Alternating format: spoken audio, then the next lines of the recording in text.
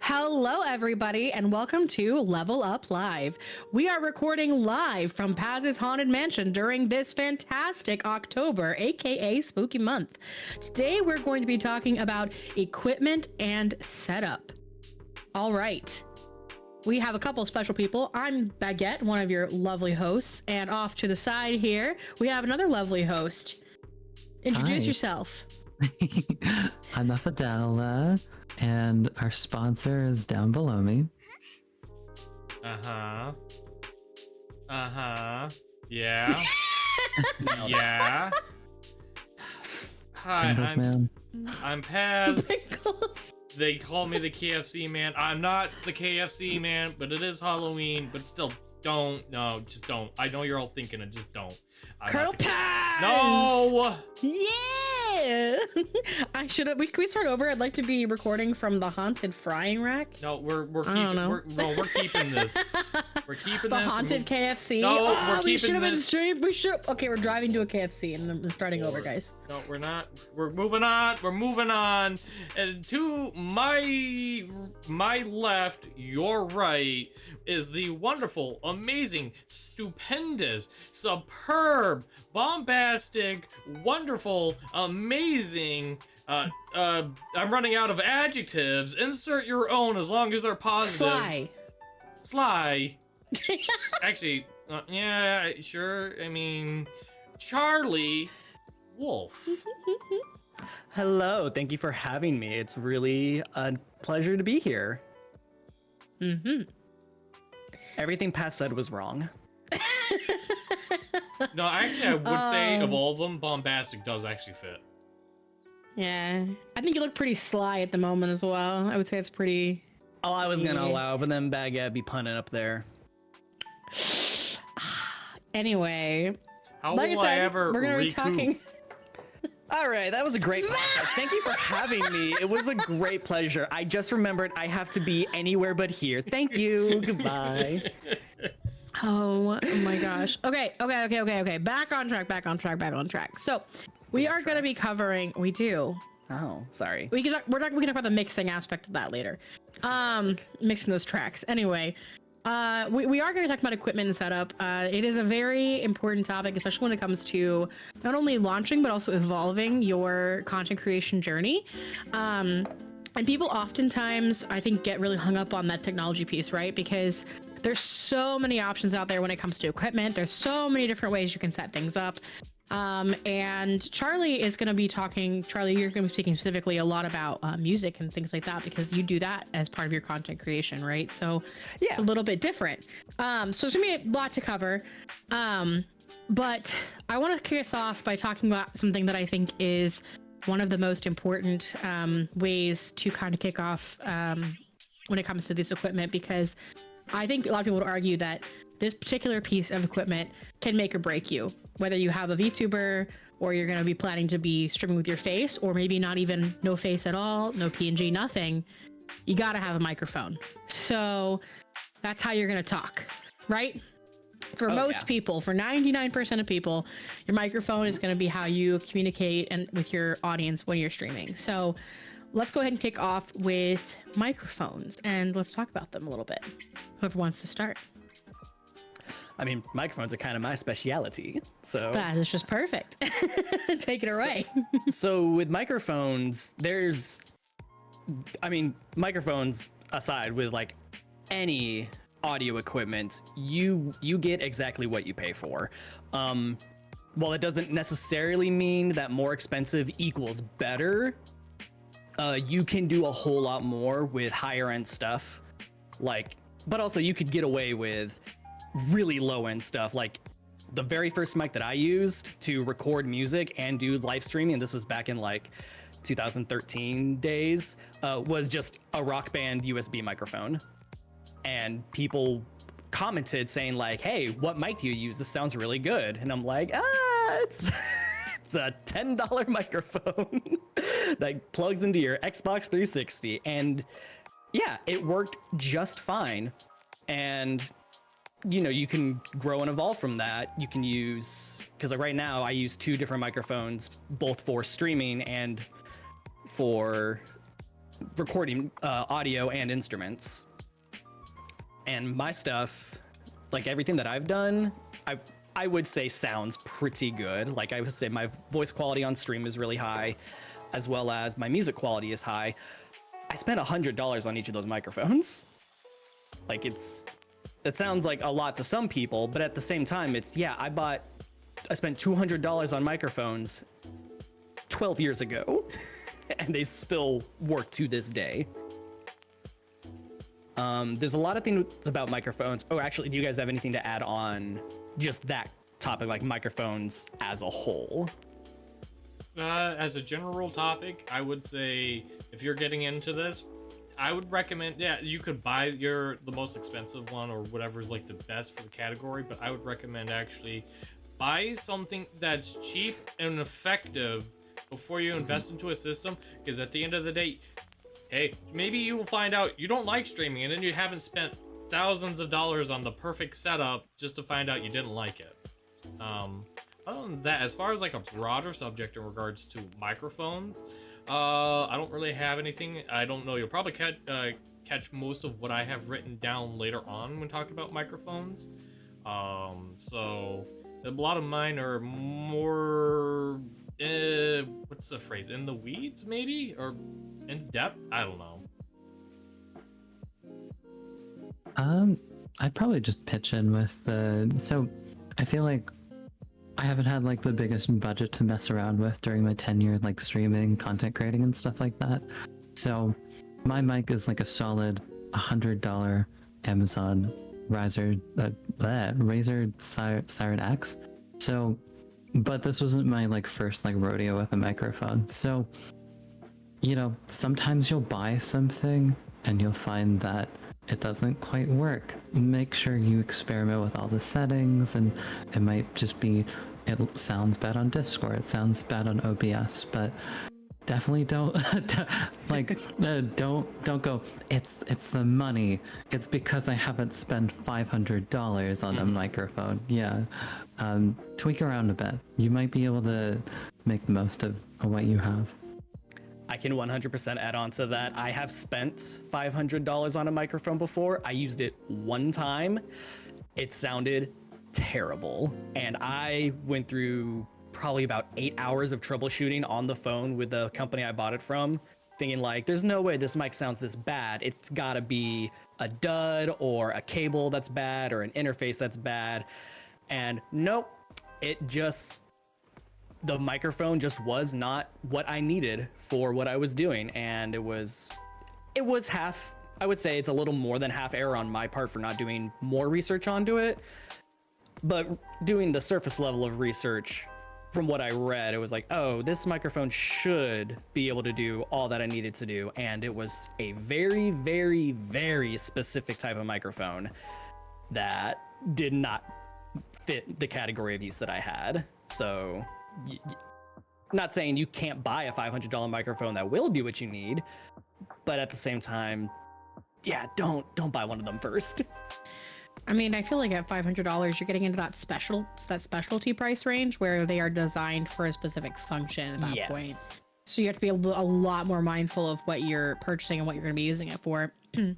I want to dial it back to something that I think that we can expand on a little bit, because while we may have learned a lot about audio and what makes good audio in our journeys as content creators, or even our educational backgrounds or what have you, I think that for the average person, like, you can kind of listen to something and say, do I like the way that sounds or not? But let's talk about, at least from our perspectives, like what makes mic audio good?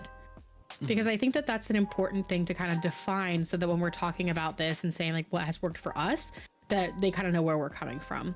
So I'll throw out like an example of what I'm thinking of. So for example, I would say that being loud enough to be heard is a good quality for a mic that can actually pick you up. Yeah. You guys want to add to that? Like other things you think are important for sound quality? I would add your mic. I assume you guys talked about it on your VTubing about like the models and stuff. The microphone is only half the show. you are on the other side of that mic. You have to speak clearly, loudly, like all my theater kids say it with me, enunciate.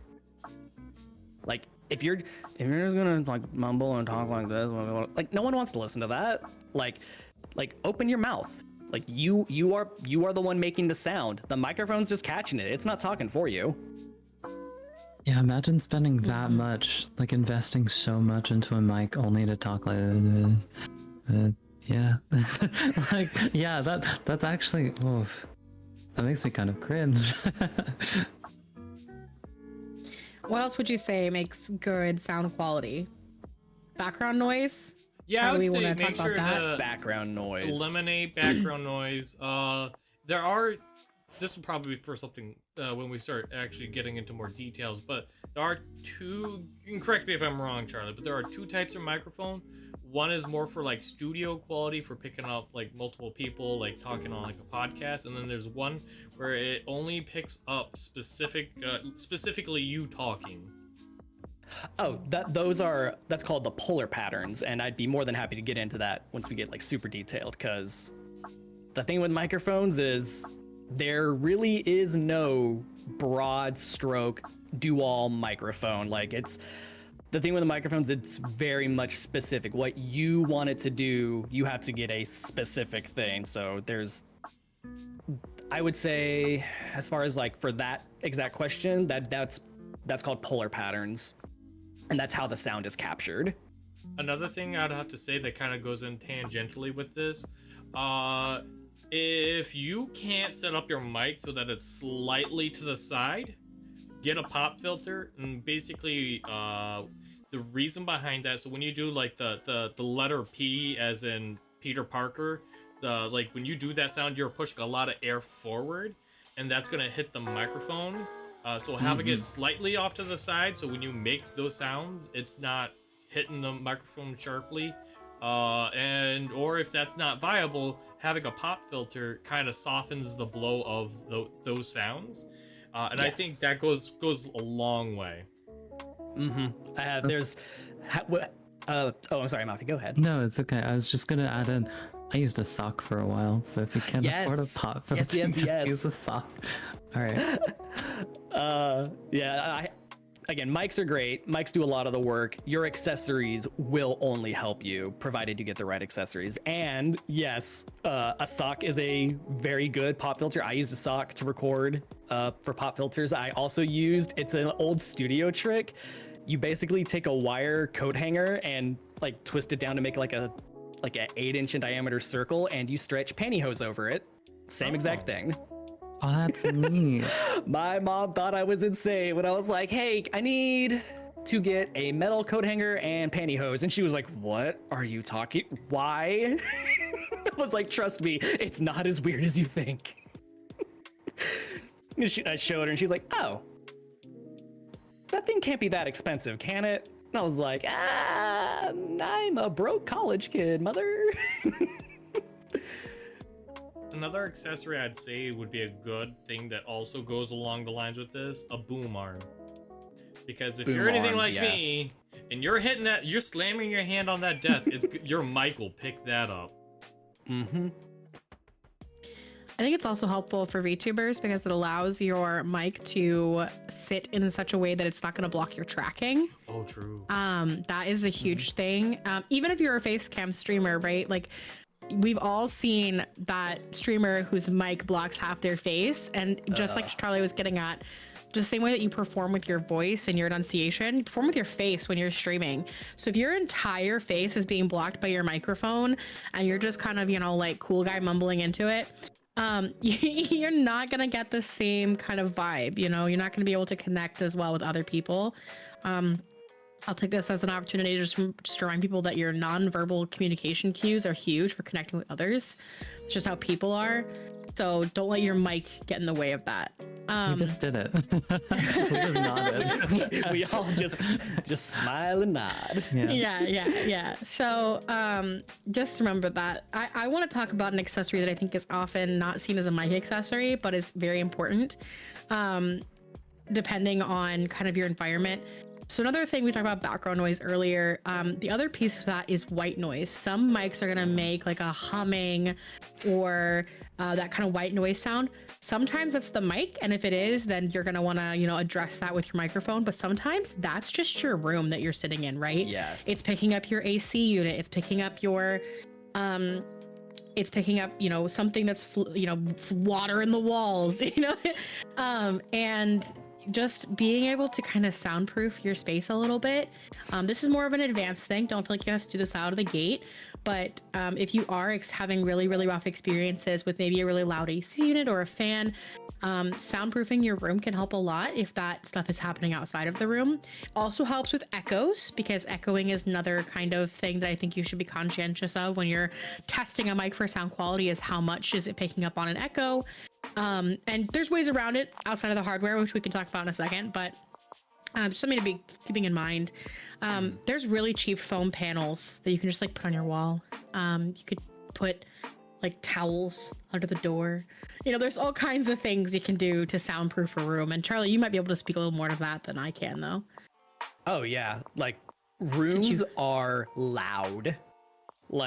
A lot of people don't. A lot of people, especially first-time streamers and recorders, do not understand just how loud a room is. They'll start streaming or start recording, and then they'll listen back, and they'll be saying things along the lines of, "What is that noise in the background?" Just because you're so used to hearing it in your own space, and then when you hear it through another medium, it all comes out in the wash, and you will hear things that you had no idea were going on just because you're used to them. AC units is a huge thing. A lot of recording studios don't have AC units in them because they're so loud, or they have very special high-tech, silent AC units. They're insane. That's why they're so expensive to use. As far as soundproofing goes, yeah, acoustic tiles are great. I will say, when you get cheap acoustic tiles, they don't do anything. They look cool. They give that cool fancy studio effect, all the lines on the walls. It's oh, a professional. They're not. I will say, what I used very first time I tried soundproofing rooms, I just took big blankets, comforters, and just nailed them to the wall.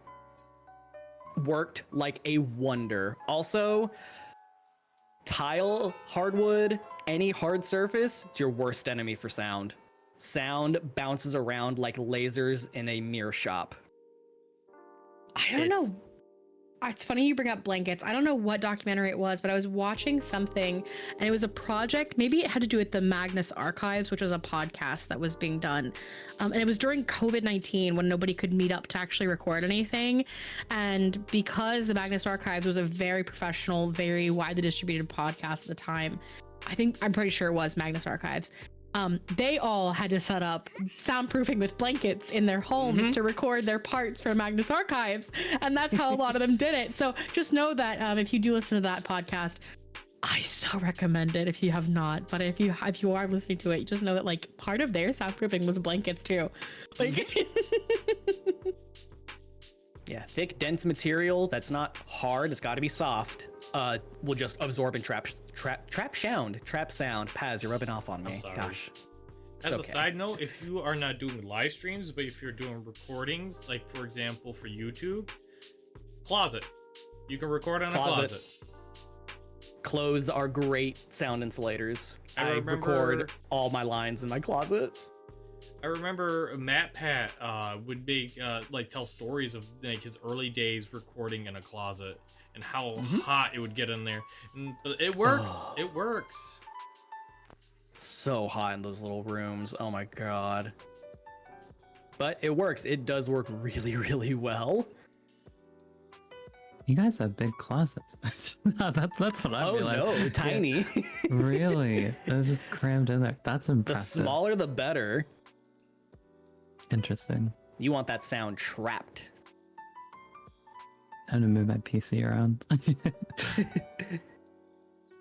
No. We're not encouraging anyone to go back into their closets. That's not the messaging here. No, I'm just kidding. Okay. So, we've talked a lot about accessories, talked about what makes good sound. We've talked about some good starter mics. We have discussed the boom arms. Do we want to go ahead and move on to the whatever words were said earlier that we said were kind of in the weeds when it came to mics? Oh yeah, we kind of just went on a whole side tangent. I think Charlie gave us a pause for us to insert our own words. So Charlie, go ahead, take the lead. Cool. So you guys are gonna learn a lot about microphones. So the big thing I would say I would say honestly, everything past this point is no longer first time entry level. This is going to be, all right, I want to take this more seriously. I want better quality. I want something that's good, something that is going to last. And I want to do it right the first time. So you're not like me, just buying up a bunch of different things and regretting them years later.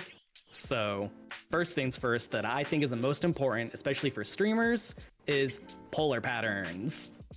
So it's not super intense, but for streaming, you only really need to worry about one thing or one type of polar pattern. That's called the cardioid pattern. Backtracking. Polar patterns are basically which direction your microphone picks up sound from.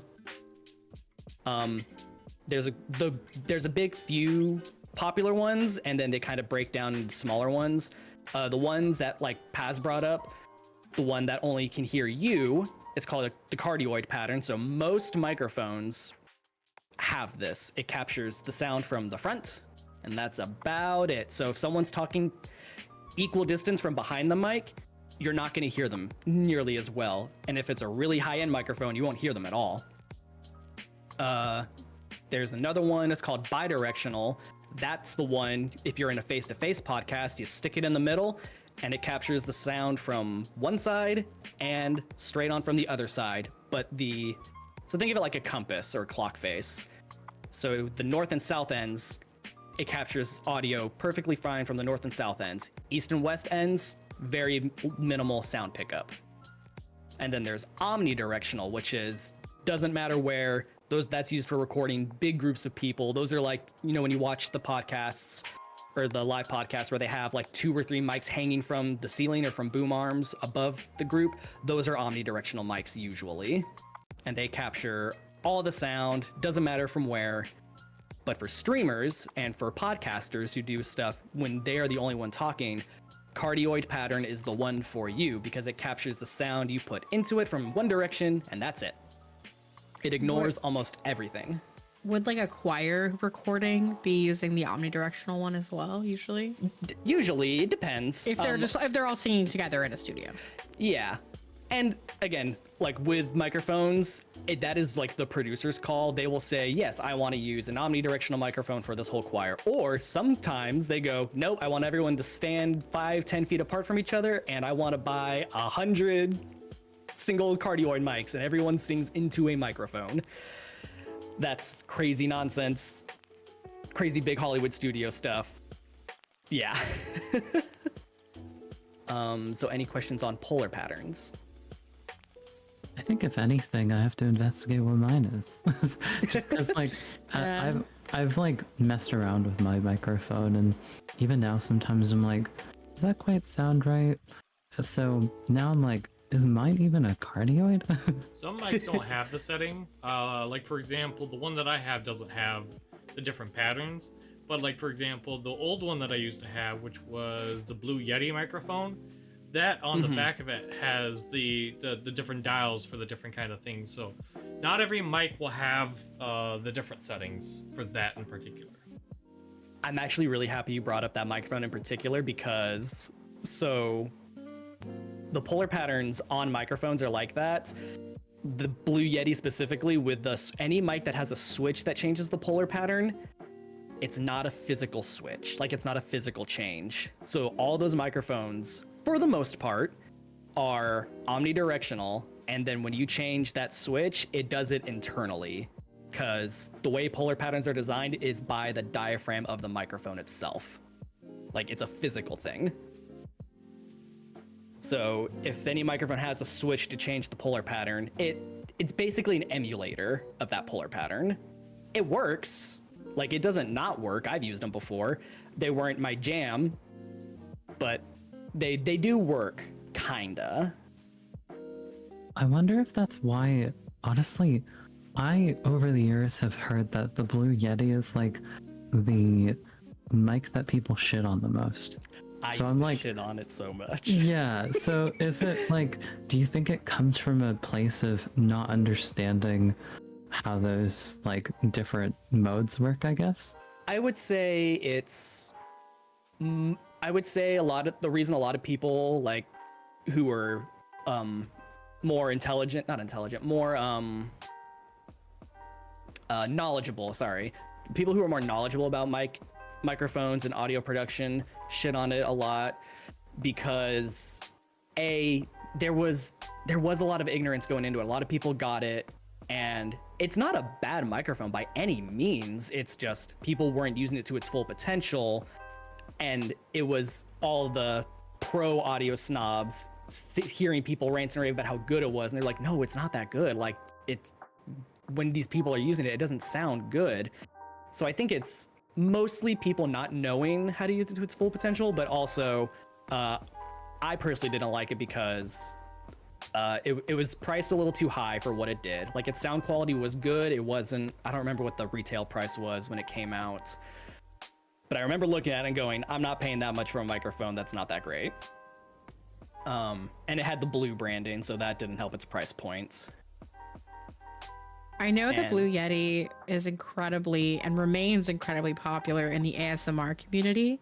And I do know also something that's contributed to that stigma is just a lot of people using it really inappropriately on the ASMR stuff. Not like inappropriate, like sexually, just like wrong, like incorrectly. Like they're not utilizing the full settings for the ASMR. And so you end up with really, really bad quality ASMR as a result. And I think that misuse has also kind of given it that connotation. But I've streamed the Blue Yeti a couple times when my mic's gone kaputs. And you know what? Nobody said anything. Because if you set it up right, it's fine. Yeah.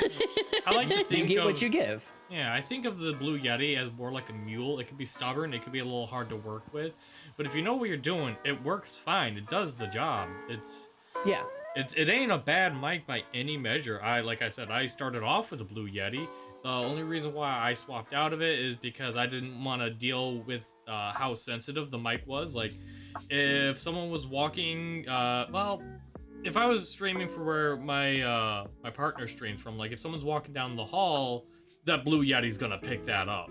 It's super sensitive. It is very sensitive. I still remember the first day that I picked it up, or like got it, and I plugged it in, I was listening to it actively recording.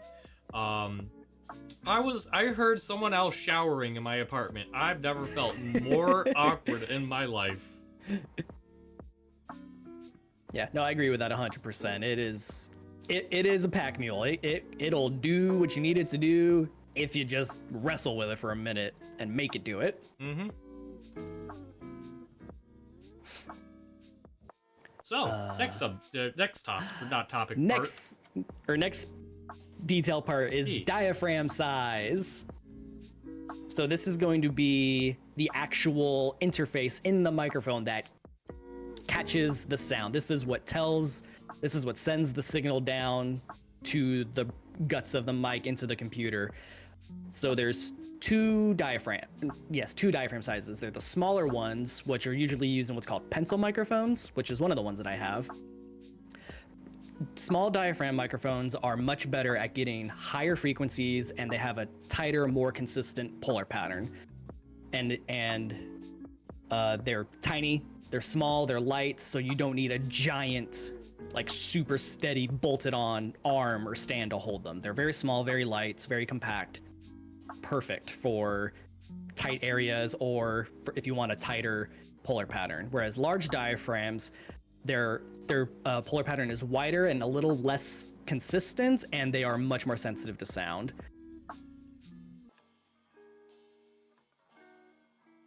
Don't have much to add on that. Yep. I'm just agreed. learning. I'm just taking notes. Like I actually have like a notepad. So like the Blue Yeti, I would assume, I haven't done a lot of research on it in a long time, I assume would have a large diaphragm, so it catches a lot of sound.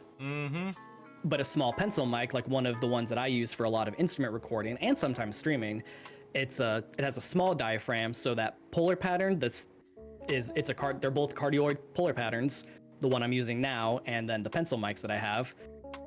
That circle, that little bubble, I'll have to send you guys the diagrams of these because they're good. It's good info to have, and when you visualize it, it's like, oh my god, that makes so much sense.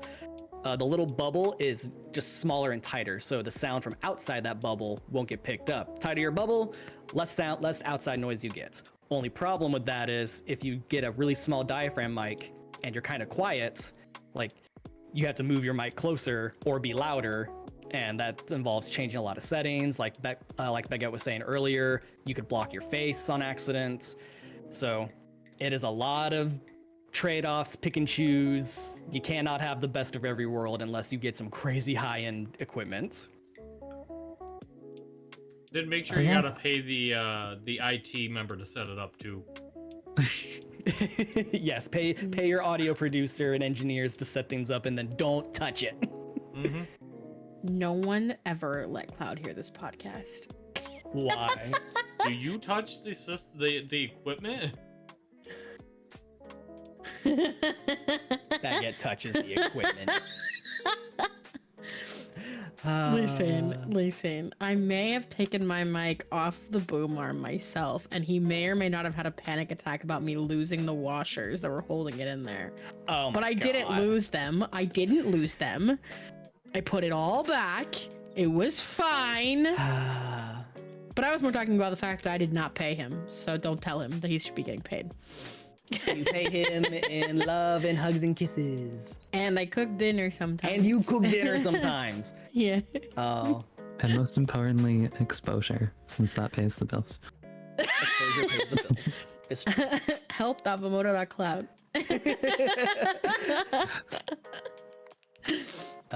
Ooh, here are two words that I'm pretty sure everyone has heard who's gotten into streaming or recording, but everyone not necessarily knows what they means. Condensers and dynamic microphones. I've only heard condenser, I think.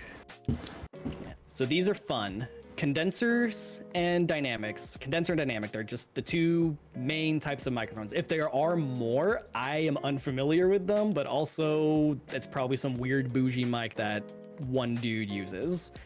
And then he rants and raves about how great it is. I don't know. But so the way dynamic mics work by using magnets to make the signal. It's really funny. So it's basically a speaker, but in reverse. Instead of sending a signal to the magnets to vibrate the speaker to produce sound, your voice or whatever your audio source is vibrates the speaker, quotes, that moves the magnets that then tell the system what sound to make. And these mics, they're the ones that typically don't need a preamp, like something you have to plug into first and then into your computer. But preamps, what they do is they just boost that signal so you can get a nice hot signal that's easier to be heard. Like the signal comes through loud and you can turn it down rather than having to turn it all the way up and it not being loud enough. Whereas condensers get a little more intricate. Condensers use variable capacitance. Think of a battery that your voice charges, then that charge is getting sent through the preamp, which is any audio box that your microphone plugs into. It usually says 48V, that's your phantom power supply. And then that boosts it so the system can hear it. All of these microphones require one of these boxes, a 48 volt phantom power supply. 99% of boxes, like the Focusrite boxes, have that built in, so you plug in your mic. That is both your interface as well as your phantom power supply. And they can be standalone units or they can be built into the box. They're usually built in. Is this going to be on the quiz? Probably. Right. Like, I hope you're taking notes. So then, I have to preface the question. Well, maybe preface is not the right word. I have to ask the question then, Charlie. What is the difference between a dynamic and a condenser mic? Really just how they work. Condenser mics are going to be more your USB microphones that don't need external power, or a lot of external power. Dynamic microphones are going to be your XLR microphones, which is it's the little chunkier plug that's got 3 pins or 3 holes. And yeah, it's just basically just how the microphone works. Condensers don't need that much extra. They're your plug and play, like your Rock Band microphones. That's a USB condenser microphone. That's what that means. Because I was recently, this is really convenient timing. Because I was doing my research, given that I know like nothing about mics, about the infamous ear ASMR microphones where they have like the physical ears around them. And I'm like, what does XLR mean? And what does this mean? And it's like all coming together. Hey, don't knock the ear ASMR mics, okay? They look super cringy, but as long as people aren't literally biting them, they can make really cool sounds. They weird I'm not me knocking out. them. I want one. I want one. I just want to understand. And Charlie here is honestly, thank you. Yeah, I see the like a lot of ASMR streams, they'll have the 3DIO whatever that is tag on it. 3D. Oh yeah, those are like, and it's like directional where you can like talk in one ear or the other. yeah. Which for those, I could go on a whole tangent about ASMR audio and how 99% of people do it wrong. Maybe we'll have to do a separate pod about how to be an ASMR streamer. We could bring Xavier in. Oh And we my god. Oh dear. Xavier and Charlie and talk about how to be an ASMR content creator. We can whisper into our mics for the whole. Oh my god. So I might be Charlie's skipping like, that no. podcast. Oh, good. Paz is finally gonna miss a podcast. Good, we'll all be even. That's pretty much everything I have on what's it called, microphones. Like, and really at the end of the day, they're really not that much different from each other. It's more just what you want it to do. Like condensers and dynamics, they both do the exact same thing. If I had to throw 2 cents in on it, I would say if you know you have a softer speaking voice and you're not going to be very loud ever, one, I'm always going to say you got to get better at that. You just gotta. Like, if you want to make talking a career, you have to be good at talking. Like, there's no way around it. Put some work in. You'll be fine. I promise. There goes my career. Oh, well, get Ben, I guess. 2, I would say, in that case, use a dynamic microphone. That way you can have a little hotter signal coming in with an external power supply. So you're basically, so it's not catching all the background noise. Because a condenser microphone, if you crank the input signal on it, yeah, it'll hear you just fine, but then it's going to hear everything around it loud too, like that white noise. Yes. Yeah. Before we move on to the next subject, I want to put a footnote here because this goes into software, but this is still tied in with microphones. Filters in a OBS can bring out more of your microphone and make it shine. We'll go more into about that in software, but again, this is just a footnote, so that way if you're looking at microphones, just understand there is more to it than face value as far as the microphone itself. Yeah, and I have a lot on filters and audio setups and settings, so we will definitely hit that later. What's stopping us from going into it now? Yeah. Are we? Yeah. What's it called? Let's just We get can. on I just have my script in order. Well, we're gonna take you out of order. We'll We're bounce gonna have you around. cross some things off. We're gonna fly by the seat of our trousers. You gonna give me some cement shoes and tell me to kiss the river too? Man, They weren't supposed to know that. that Boston accent. I know I probably just angered a God. bunch of people saying that's a Boston accent. I don't know my accents. Yeah, You know what? the accent's Good. just actually a filter in OBS. One sec. My headset was yelling at me. Sorry. We're good. Well, yell back at it. Tell it to stop. I don't want to yell. This is a chill podcast. This is not a Charlie stream where I'm just gonna scream horrid things. Look, You I'm can here. be, but you told me to have some decorum. Look, I'm here. I don't. We know my kind of content. Like, let's be real now. At some point, there's gonna be screaming. Fair Yeah, I enough. mean, Paz literally had Shy Lily on his stream today, so I don't know how much he cares about that. That's fair. He's like, don't say it. It wasn't real. All right. So, filters. Yeah, let's talk about those filters, because if you're trying to choose a mic and you're going through everything that we just talked about and you're like, oh man, I wish it could sound just a little bit better. So Let's with talk about it. filters, for those who don't know, they are little extra add-ons that can tweak your voice to make it go from meh to wow sometimes. So, and there's two ways to go about it, and this is some more of that wonderful give or take. You can have digital filters, which are the effects and everything that are built in or you download that are on the computer, or you can get physical filters, which the best way that people use them is guitar pedals. They call them guitar pedals. They're not exclusively for guitars, but they're most commonly used for guitars. They're just pedals. But for the sake of simplicity, if you ever hear me say guitar pedal moving forward, it doesn't have to be for guitar. Calm down. It's okay. You can plug a microphone into it. I just want to throw a caveat out there. These are not pedals by your feet, correct? They can be. But not always. Not always. Like, so I have one specifically for reverb that is sitting on my desk. It's got a big push button. They are called pedals because when you play with them on stage or in a recording studio, you do press them with your feet most of the time, just because it's easier because usually you're doing it live on the fly and your hands are busy playing an instrument, so you got to press them with your feet. That's why they're called pedals. Oh, it's like how a piano has them. Yeah. Neat. So the big ones, and these are going to be compressors, limiters, equalizers, reverb, and just are all VST effects. And I'm sorry, I am blanking on what VST stands for. I think it's virtual sound technology, but I could be wrong. I think that's what it means, but just know a VST is something that is on the computer, like that is digital.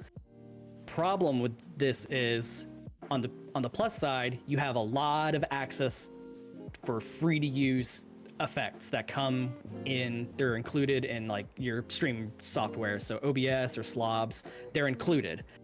However, these effects use a lot of processing power.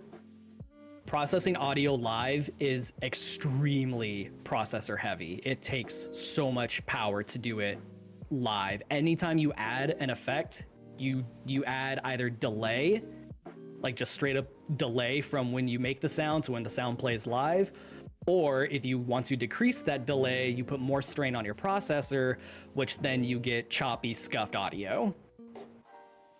That being said, let's talk about the types of effects.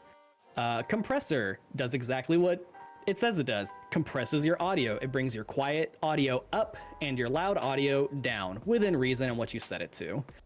Really good if you have a lot of dynamic range in your voice. Like if you do a lot of like, I guess the best way to describe it is like if you're playing a puzzle game and you do a lot of like the, what the hell am I doing? Like you just kind of talk to yourself, but you still want that, comedic line to be heard.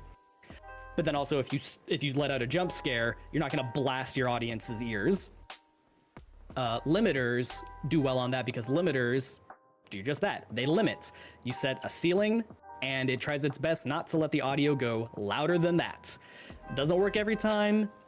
If you clip your microphone, clipping is when you put too much audio input into it and the signal is too hot, and that's when distortion starts to kick in. You're still gonna hear that distortion and clipping come through, but the volume level won't go above what your limiter is set to. Equalizers are really good. I would say, well, they're good, but I would say for streaming, equalizers aren't going to be a super like priority, because what equalizers do is they change the frequencies of what is being heard. So if you have a really, really like, are we all familiar with the Coffee Boss, I assume? The Coffee Boss, he's another streamer. He's great. Love him to death. He has a very deep, soft voice. It's very low end, very deep end, very deep, very low end heavy. His voice sounds fine. I don't know his setup. I would say he probably has an equalizer, bringing some of the low frequencies down a little bit. That way, if you're listening to him on like big studio monitors, like big speakers, you're not shaking your whole desk every time he talks because of all the bass in his voice. But then you get someone like Blair, who her laugh is a very, very high-pitched, squeaky laugh. She would probably pull some of those high frequencies down because very high frequencies are grating on the ears. It's like little needles. It's like deet, deet, deet, deet, deet. They can be. And so an equalizer could help pull those areas in your voice kind of back into range, kind of lasso them into place a little bit so they're not flying off the handle. And then reverb, echo. That's what reverb is. It's just the echo, echo, echo, and just like you sound like you're in a big cave or a big gymnasium. Karaoke streamers love reverb because it makes your voice sound a little better, covers up some of the mistakes, and it's karaoke. Every karaoke bar has got reverb on the microphones.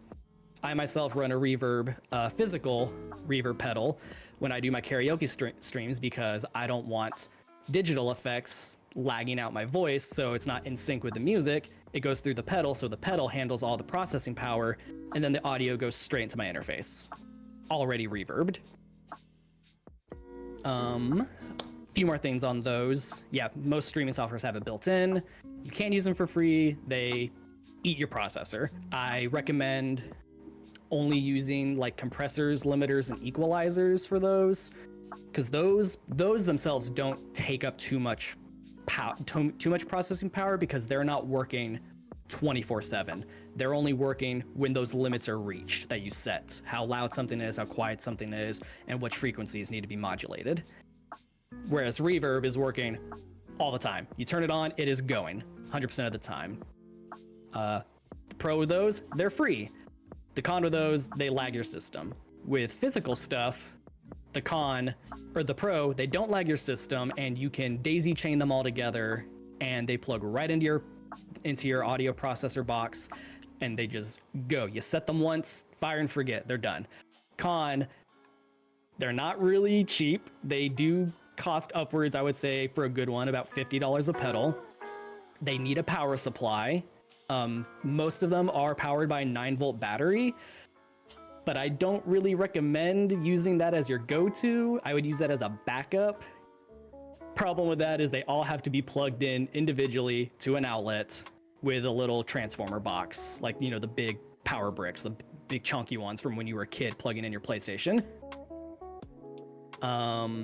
Yeah.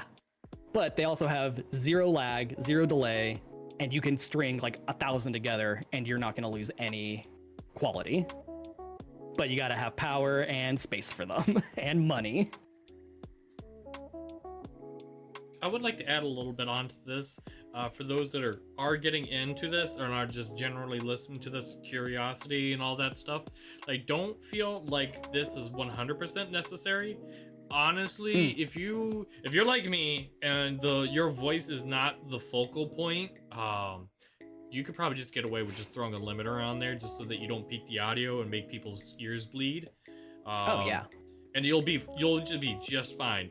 For those that are like their voice is playing more of a front stage role in their form of entertainment, then yeah, I think a lot of this is going to be super relevant and something you should take note of. If not at the start, maybe down the road when this is like more of the doors open in terms of purchasing equipment and stuff like that, or setting stuff up.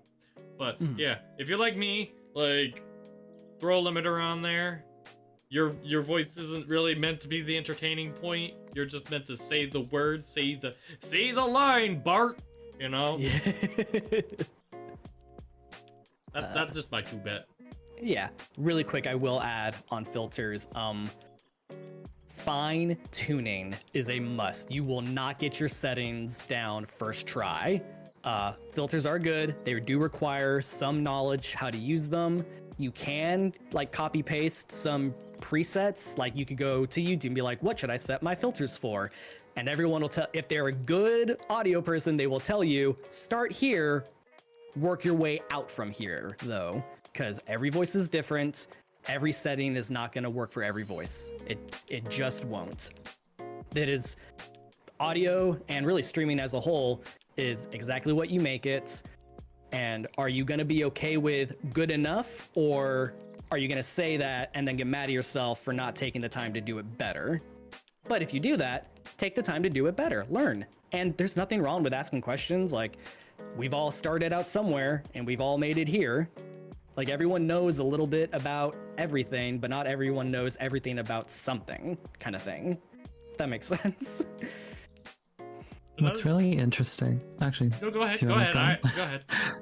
So I'm in that weird stage where I feel like there's something off with my like audio sometimes, and like with this information, I'm actually gonna probably troubleshoot it, and then like when I remember to, since sometimes after podcast recordings I like to just clock off. But what's really neat is I feel like a lot of us we learn about these like audio setup stuff, and we sound amazing in like a normal setting, and I find that so like interesting and almost like funny, because like I'll go into like a meeting with like someone on this like Discord setup with this mic and everything, and they'll be like, oh my god, you sound great. Everybody's like, you know, using their like Apple headphones or something. Yeah, so it's I think depending on the instance, so if you're just casually on Discord call like for a little bit, yeah, like obviously we're talking about streaming and stuff, but some people, because of the situations that you're in, like if you're like relying on other people to be like, do I sound good? You might sound amazing to them, but be mindful of like the like, you should compare yourself to those YouTube videos that are like crisp and nice. You should try to like aim for those. Don't hyperfixate at it, because that might beat you up internally. But hey, you are better than those Apple headphones. Yeah. What I was gonna say is, if your kind of content is like mine, where it's more about like what you're doing on stream rather than your voice, I would say pay attention to your audio mixer instead of your OBS. Get real familiar with it, because like if you have a lot of sound effects going off and things going on stream, sometimes some things are louder than other things that may be more imperative. A little side tangent to this, what I'm saying right now, there's a thing called audio ducking, which will help fix those issues. But going back to what I was saying earlier, pay attention to your audio mixer. Just get familiar with it, see what is too loud, what is not loud enough, and understand, like, if you need to edit things on the fly, like, believe it or not, when I look at the podcast and I get the podcast together, I'm looking actually at my audio mixer, because I have a good feel what is the appropriate range that a volume needs to be at for it to sound good and be in balance with everything else. So just get familiar with that. And again, when you get more into it and you want to start setting things up, audio ducking will help a lot with that. So for example, if you have like gunshots going off in the background and you're trying to talk, those gunshots are not going to overpower your voice. Your voice will overpower it. For those HUD VTubers, I guess. Yeah. Stay safe. Stay safe out there. Stay strapped. Don't get clapped. Another thing. Sorry, you brought up the audio mixer. Everyone who's recording audio or like has on their what's it called, their streaming software, the little green, yellow, red meter, it's lying to you. It's lying to you. There's a very specific setting. I don't know what it is on OBS or Slobs, but there is a specific setting that you have to turn on to get true monitoring of your audio levels. It takes a little more. I know. Trust me, I didn't know this until like a year and a half ago, and I was infuriated. And I should have learned this forever ago, but I didn't, because I'm a dum-dum. But so active volume and level monitoring does take a lot of processing power. The way those systems and those softwares alleviate that stress is it just kind of guesses. It's not wrong, but it's not right. It's lying to you. So I would say, one, check that setting if you have the processing power to afford. Two, listen to your stuff. Record videos. Listen to your VODs. Take active notes. Your ears are better than any bars and monitoring software out there. If it looks perfectly fine on the bars, on the levels, and you don't like the way it sounds, change something. And I remember I was doing a stream last October and I was looking at the meter and it was the creepypasta reading I was doing. And I was like, hey, everyone's like, the rain is way too loud. And I'm like, I'm looking at the meter right now. It's low green. You should barely be able to hear it. No, the meter lied. It just straight up lied to me. Fun fact, my OBS on my mic, it caps on that meter at 15 decibels, I think I want to say. And no matter how loud I talk or how quiet I talk, it will only go up to 15 decibels on the meter. But I can increase my gain and decrease my gain, and I will either be peaking or not peaking. And even though it shows no visual difference on my little monitor thing on OBS, chat hears the difference. And I probably need to reinstall OBS. I'm too scared to do it. But yeah. A lot of work. I would say for the decibel reading, the happy median for good audio, if you can get all of your median audio, just your average audio hovering around -3 decibels, you're gonna be just fine. That's like the Goldilocks zone. Because that gives you room to be a little loud and that gives you room to be quiet. But that's like, that way nobody's cranking up their volume. Because I've listened to a lot of streamers, like on mobile, it's very noticeable on mobile. With my headphones in, I have to turn my phone volume all the way up just to hear them. And I'm like, that's not good. Like, their audio needs to be louder. It's not really noticeable on PC because if you're using, an audio interface and like powered monitors, like studio monitors, speakers, you can crank that shit pretty loud. But on mobile, it's very noticeable. So, and that's another thing. Listen to your stuff on different devices. Listen to your VOD on your phone, in the car, on your desktop setup if you have a desktop, on different headphones. It's one of the worst things about audio. Every different thing you listen to sound on sounds different, and it's infuriating. Because I have done a lot of music and listened to it on 4 different things. It sounds great. And then my friend's like, yeah, that song didn't sound that good. I'm like, what are you talking about? And I go over to their place and listen to it. On their stereo, it sounds like hot garbage. And I don't know what to tell you. There's no way around it. All right. We feel like we're ready to move on to the next topic. I think we are. All right. Now we're getting into foreign waters for me. I think next we were going to talk about webcams. Webcams. Yeah. So once you have your mic, your next thing you're probably going to need is webcam, whether you're going to be streaming with your face or you being a VTuber.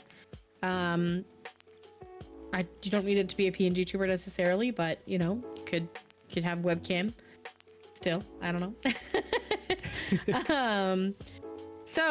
Your webcam, when it comes to streaming content, can kind of serve 2 different purposes depending on the direction you're going. It can actually be a camera that you use for things, or it can be for VTuber face tracking. And if you are using a webcam, the quality will matter for both, right? Just in that your video quality will be impacted by the quality of your webcam, so will your tracking. I believe everyone, Mafi, you are still using webcam tracking, correct? Yeah. Okay, so just to give audience some perspective, Paz, Charlie, and I all use iPhone, not mocap tracking, what's it called? ARKit tracking. And then Mafi is on webcam. So, but even the quality of webcam can still affect your tracking for sure. And it is possible to achieve very smooth tracking on a 3D model with webcam and very smooth tracking with a 2D model on webcam. Blair uses webcam tracking for her 2D model, and you would not know it. It looks really good. So just know that while the iPhone can be recommended for smoother tracking, especially when it comes to like the Vroid models and the HANA tool and things like that, it's not necessary. And your webcam can also do a really, really bang up job. I don't use a webcam. I don't have a webcam. I don't even have one on my setup. So people are like, I'm so scared of accidentally turning on my webcam. To all of you. Don't have that problem. So I'm going to shut up and let everybody else talk about webcams, but that's what we're going to be talking about next. Yeah. I would definitely say like, yes. And this falls back to the audio to microphones. You get what you get. You know, if you can use like an integrated laptop webcam, you'll probably be fine. But if you want higher frame rate, smoother tracking, more reliable tracking, you're gonna have to bump up. And again, the camera doesn't do the work. You gotta do the work. Just because you have some fancy latest end iPhone with the best IR tracking or a webcam that can shoot at like 240 frames per second, if you're just sitting there staring into your webcam or looking at your screen and not emoting at all, your webcam's not going to do that for you. You have to put it in. You have to do the work. Kind of want to do an experiment right now where we all stop facial acting for like 10 seconds and just show what that looks like. That's really hard to do. Just doing that for that little stint was rough. Because I mean, you could talk like this, and you could sit there and you could just speak like this. You could even have like a crazy animated voice and actually like have good dynamic range and like actually good. It's really hard to do this without moving my whole head. Oh God, I hate it. And but yeah, it's tracking your face. So use your face. And for VTubers with like more of their bodies on screen, you use your body, move around. You can set those parameters and you can wiggle and do a whole bunch of things. You are acting. To go along with webcams, I would say if you want to make it really work for the money that you're paying for it, a good lighting setup will go the extra mile. Lighting, help out so much. So for example, with the iPhone, it's really good. But if you have very poor lighting, you might as well be using a webcam because it won't be able to pick up that difference in your facial tracking. Yeah, the IR tracking can work in low light, but why would you put more strain on your IR, like your iPhone tracking, when you can just turn a light on? And you don't have to go crazy with lighting. You don't need studio lights. For example, just a well-lit room. Yeah, for example, for me, my lighting in my room is horrid. Up, you can't really see, but like up in the corner, that is the only light that I have that is native to this room. Just one single light. It's in the side of the room, and it's blocked by shelves, which is ironic because I'm in a library, so it kind of fits. But still, it's blocked by shelves. And then, so what I do is I just took a regular lamp, put it behind the monitor, face towards the wall, and full blast it. So I look. If I ever move the monitor down, I'm looking at the sun. I feel that though. My setup's nearly identical. My lamp is to my left, and it's just one of those like living room flood lamps. It'd be bright, so if I look over there, it's like, oh, hello, the deadly laser in the sky. Ring lights are very popular for a reason. They are very popular. You can get all kinds of ring lights on all kinds of weird websites. They sell them. They also sell, there are certain ring lights that they will sell that are battery powered that can be recharged, and they clip onto your monitor, like onto your phone and things like that. You can get those as well. Those are very good alternatives for pretty low price, and they're small, so if you don't have a lot of space, that can be a really good lighting solution for you. When I first started, I was using a ring light that was clipped to the phone. It was a teeny tiny one. And it worked. It worked just fine. Another so yeah, that's a popular option. another little attachment that goes along with helping stuff like with webcams and tracking all that. This is more for iPhones than webcams because most webcams are built for just to go on top of the monitor. iPhones obviously are not built to go on top of the monitor, but there are boom arm like the contraptions that will attach to the iPhone, and they work wonders. Unless you have some really, like, you're duct taping your iPhone to the wall. That'd be really funny. Hey, if you haven't duct taped something in your streaming or recording career, you're doing it wrong. Everyone's gonna duct tape something eventually. It's not a matter of if, it's a matter of when.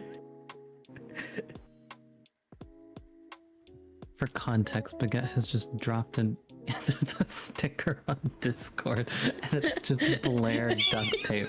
Duct tape to the wall. And don't duct tape yourself. We're talking about anything. You are not part of the anything. I don't know. Sometimes you need to be duct taped to a wall. That's no Funny amount of enough. therapy will ever make that okay. Funny enough, for the VR streamers, it's not uncommon for them to use duct tape to strap the trackers to their body. Yep. I actually have some duct tape in my setup at the moment. My headset was dying and I had to plug it in, and the charging cable doesn't like to stay in the headset, so I duct taped it to the headset. Let's go. See, it'll happen. It'll happen. It'll happen. It'll happen. This is why I'm a VTuber, man. For the scuff, the stream comes second. Yeah. So any comments on what kinds of webcams might be a good starter or anything like that? Or we could do what we did with audio and talk about what makes a good webcam. There is one more thing I want to add before we go into those. This is more specifically for real life, like face cam streamers. Lighting is also very important because that's part of what your audience is going to be seeing.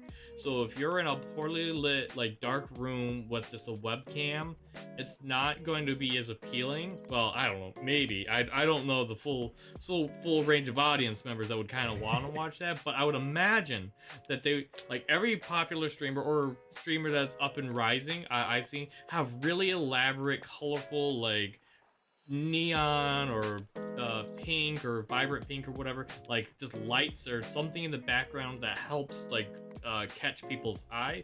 So don't think like just because we're all VTubers here that just like, okay, well, I'm not a VTuber, so this is not relevant to me. Maybe not necessarily for face tracking, but as a general rule of thumb, your backdrop for your webcam is going to be relevant to how it's going to be as far as appealing to the viewer. Backlighting is your worst enemy when it comes to being on actual camera. You want your light in front of you. If your primary source of light is coming from behind, your background is going to be much more in focus than you are. You will be a dark gray blob hanging out in front of a well-lit space. Front lighting, so important, no matter what kind of streaming you're doing. I literally had that problem because my room, great, we have cool lights, they're pod lights, but guess what? They're behind me. So thanks to the help of someone just, going, hey, I have an extra like clamp, like, what's it called? Ring light. Now I use that since I am still, I'm a late night gremlin that sits in the dark all the time, but guess what? You bring in that ring light that you clamp on, and none of those ugly pod lights, and you kind of sort yourself out. I mean, another very scuffed way, and I do this, I'm doing this right now, and this is horrible. Only do this if you have really good vision or something. My screen is bright as fuck. so that kind of helps in a way of making sure that I get picked up on, and I'm like a good indicator for me that I'm like in the right zone is I can blink and it'll pick up the blink. No auto blinking. All right, Baguette, want to remind us what we were gonna kind of transition into? Because I'll be honest with you, I've blanked. Yeah. So the next thing on our list was to talk about capture cards, and I know I use one, but I think I will probably talk more about mine when we get down into the dual PC setup. But I think Mafi, you probably get the most use out of a capture card than anybody here, since you play so much of Nintendo console. So do you want to kind of kick us off with that? Sure. It's also, I would use this as almost a cheat code when you're getting into streaming.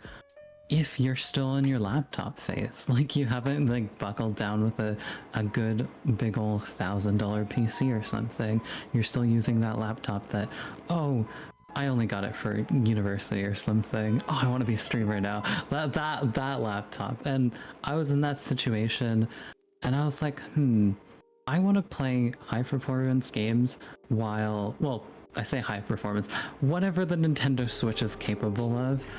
like I want to play those on stream, and a good graphics card.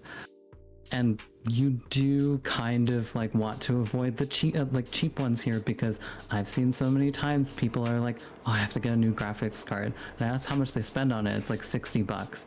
I got that Elgato. Some people bitch about it for some reason. I'm fine.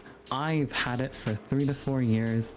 It is the best $200 I've spent on, like, or one of the best like $200 I've spent on like equipment sort of thing. So yeah, let's say your like current laptop can't run Persona 5 Royal, right? Guess what? Get it for half off on Amazon for the Switch. It might not perform as great as a PC, but God, it with the whole performance thing, you don't want that lag, you don't want any of those, like that buffering that your laptop's going to go through, that's going to mess up your audio, it's going to mess up how your stream looks. You don't want to lower your bit rate, so then your stream looks like it's in a like 50p. You know, go like your capture card can do you a nice one in terms of your performance, because essentially it's almost like a pseudo like TV that is just like projecting. So yeah, Capture card, yeah, it's great for if you can't, you don't want to have if you don't have the processing power to play a certain game. It's also great because it can be its own source in OBS, and so you do not have to worry about desktop capture. Which I break the rule that I'm about to say, but avoid desktop capture when you can. I'll talk about how mine works in a little bit and how I have it structured, but desktop capture is a great way to dox yourself. It's a great way to show something on stream you don't want to show on stream. We talked a lot about it in our episode with Cloud on cybersecurity and things like that. But it is its own capture. It's separate, and that's so great because if you have to change something or do something on your laptop while that game is running, you're able to do so without showing it or breaking down the whole stream. You can just tab out, take care of what you need to take care of. It's a lot easier in my experience. Maybe I'm speaking wrong. Two words are said. True words were said. I think how I have it right now, it's also so I can monitor. So there's the infamous desktop audio on your OBS setup by default. If you're more advanced about it, you're not using desktop audio. You're using very individual audio sources here and there. And one of your first ones, if you are using a capture card, will be probably video capture device, I believe it's called. So yeah, you can literally fine tune. I mean, Charlie has told me it's a lie, so everything's a lie, but you can kind of monitor as to how loud your, I guess, Switch in this case, but yeah, your capture card is picking up. Oh, yeah, using that, just really fast, harken back to the lies that the audio monitoring tells you. I think everybody does it no matter how long they've been streaming.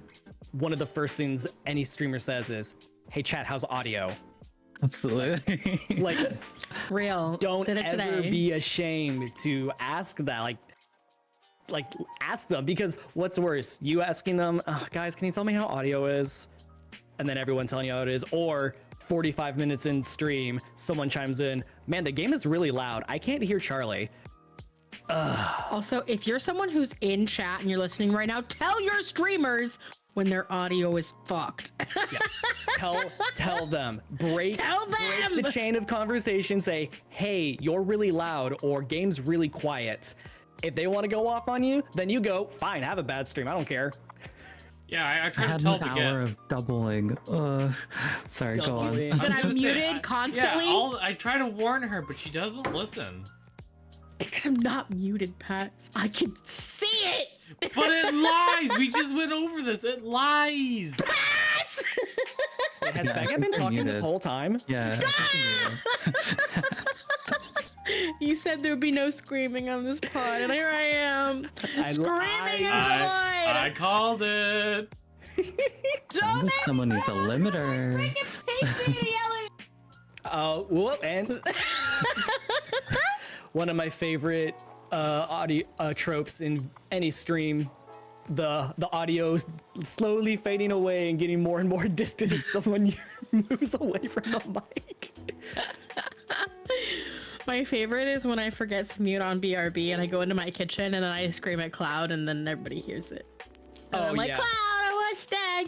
I'm gonna make it a snack. You want a snack? And then the stream's like, who's my snack? Everyone snack. And she's like, what the hell? Could you guys hear that? Oh my god, it's their favorite. There was one time I had a whole like 20-minute BRB and I just monitored chat from my phone and then talked to them from my kitchen. It was great. It was very funny.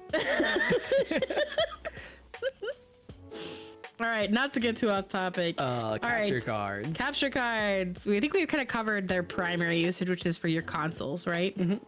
Yep. Cool. All right. Let's go ahead and move into, actually, I'm going to go out of order and I'm going to segue into dual PC setups because that is a secondary way to use a capture card. And I feel like it's good to bridge into that. So I have two PCs. I have two full PCs. You can use with a laptop and a PC combo. You could do this with two PCs. You could do it. I think you could do it with two laptops if you really wanted to. I'm going to talk about dual PC and the reasons I did it. So the reasons I did it is because I am an absolute whiny bitch baby who wanted games to be very graphically intense and at their highest quality for stream.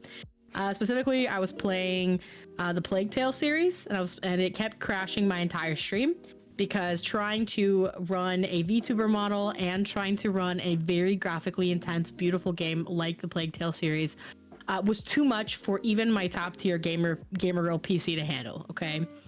The two PC setup is absolutely fantastic if you are trying to do something that is incredibly strenuous. Or if you're just looking for an extra layer of stability when it comes to your stream, right? There's a lot of things that could crash during stream. It takes the stream out. OBS crashes, stream's done. So if the game crashes the computer, stream goes down with it. If a different program crashes, stream goes down with it. So the more spread out things are, the more stable that you're gonna have. Because like right now, if my gaming PC where the game is running crashes or blue screens or the game goes down, it's not taking the stream down with it. I'm still able to stay up with chat. It's super very convenient for me. I'm also able to really jam pack my VTuber software with assets, animations, and all kinds of redeems, and they're able to run pretty smoothly and without crashing the game or without the game interfering with those things. So that's like the main reasons people get into that dual PC setup is your content just kind of outgrows your PC capabilities. The way I have mine set up, I did not set it up. Shout out to Cloud. Didn't get paid. He did it for free. Congrats, I love him very much. Congrats, Cloud. Cloud's my partner and he did it for free. He's fantastic. I love him very much. But there's two kind of factors that you have to consider when it comes to the PC setup. Number one, how are you going to visually get your information off of one PC to the other into OBS? And then how are you going to get the audio from that into OBS? The way I have it set up is I have a series of what are called virtual audio cables through a program called Voice Meter. And those virtual audio cables exist and are able to be used to take the audio off of the PC that has the game on it, and onto the PC that has all of my other things on it. So I have one PC with OBS and all of my model, my assets, my it runs my throwing system, it runs Vignon, it runs Mix It Up Bot, it runs if I have like idle games for chat, it runs the like stream fishing. It runs, what else do I have up at any given time? Just all these programs that I've absolutely loaded my stream setup with. My stream deck is connected to it. My microphone is connected to it. And then the actual game is being captured through a capture card. And so that capture card is routing into the PC, and then everything is being picked up by OBS and you get to see and hear the game. And that's basically how it works. And I will just say, if you are sitting here thinking, wow, I need to have a 2 PC setup, that sounds really easy, I'm gonna run out and make that happen today. Do not be mad at yourself if it takes you several tries. It's not one of those things that you get right on the first try, and it's not one of those things that stays right every time you open everything up. All right. You will have to play with it. Folks, I'm gonna be the counter argument here. First, I need to ask, how many of you have seen the Red and Green show? Please don't make me be the only one. I don't know what that is. Oh. No! Oh my god. I feel old. Alright, so the Red and Green show is basically, it is the redneck version of getting things done. I have a 2 PC setup. It is It is not professionally set up. It is not professional by any means. I've had one for a while now. Long time. I didn't even know you got it set up. How did I miss this? Yeah, I've had it set up for well over a year now. So why didn't you ask, Baguette? No, wait, I did know that. I just forgot. So I'm a bad friend. It's fine. I'll leave. My main PC runs my VTuber and my games, and technically like the OBS, that sort of stuff. I do have voice meter banana for the audio splitting, but I don't use it for its intended purpose. I can, I don't. Technically, the reason I have it is it splits my Discord audio, and that's it. Because I have 2 layers of audio ducking, one for myself, one for Discord. So when I have other people in the like a recording session or a game or whatever, when I'm collabing, the game can't overtalk them, and I can't overtalk the game, or the game can't overtalk me either. But I can overtalk the collab members. Anyways, Mod abuse. I would say, is that why Paz sounds the best in all of these podcasts? Maybe. I do think though, for that particular reason, I think that might be because of Discord settings. Because I do know from personal experience, Discord really messes with how audio is handled. A lot. So your VTuber and your game are on the same PC? Yes, for the most part. So what's running on the other one? Technically just Endy? No, well, there is Endy. I also have like Mix It Up runs through that, because that does not need to be localized on my computer. Okay. I have a second setup of Polypop running on that, so that if I wanted to do extra settings, so for example, when I ran Chat Plays Pokemon, because that was ran on that, that Gotcha. allowed them to control that keyboard. So if I need to go into, let's say for example, if I was like, oh no, something broke, like I could do stuff on this computer, but I don't have to worry about someone going, all right, I want to run full blast forward, and then suddenly the W key is held down. So, Okay. What Hold else? W 3000 frames. What else do I have running on there? We did Did your recordings go in there? Huh? No, the recordings go onto the main PC because it. Honestly, the secondary computer does need to go through and get a lot of the files wiped for space. Because I've had that before I even started streaming, so a lot of the hard drives are filled with like 3D files for 3D printing. So, it doesn't even have a proper monitor. it has a drawing tablet that I just repurposed to be the monitor. Just like lean it up. No, it sits down flat. So if I It's need just on to the just like desk. look at it, I grab it, I physically look at it. I love this, Pat. I'm coming over to see this. I need I to wanna see this see. immediately. Oh, Okay. you I'm coming can over. see how I have my mic and webcam. Can we set- get like, can we all swap setup pics at some point? Oh I need my- to know. Oh my god. Oh, I took. I'm them gonna have to forever clean and mine ever up, ago. though. Yeah, I mine got is dirty. cups. Baguette. Baguette. Do the tip. Hang on. There's one. Wrong. Wrong. Well, there's one with a spoon in it. And that's a bowl.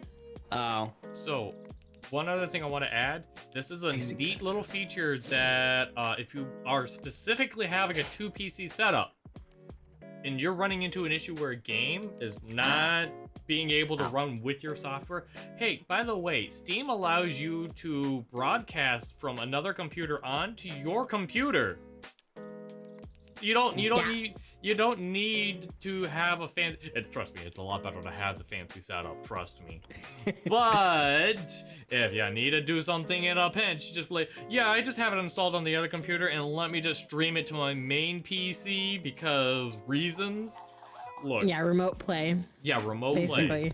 So, I just want to say, if there is a will, there is a way.